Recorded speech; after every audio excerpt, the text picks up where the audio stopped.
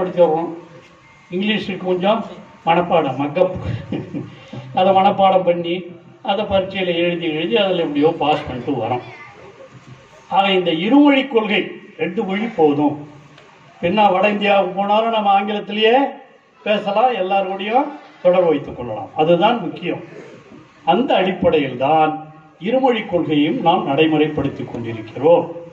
ஆக படிக்கிற மாணவ செல்வங்களே, நீங்கள் படிக்கும் பொழுதே நன்றாக விளையாட்டிலே சிறந்தவனாக இருந்து அதோட போய் அப்படியே படிப்பை விட்டுறக்கூடாது. அதையும் செய்யணும். 2லேயும் சிறந்து விளங்கினால்தான் நீங்கள் எதிர்காலத்திலே சிறப்பாக இருக்க முடியும். அந்த அடிப்படையில் தான் இன்று இந்த பணிகள் எல்லாம் நடைபெற்றுக் கொண்டிருக்கின்றன.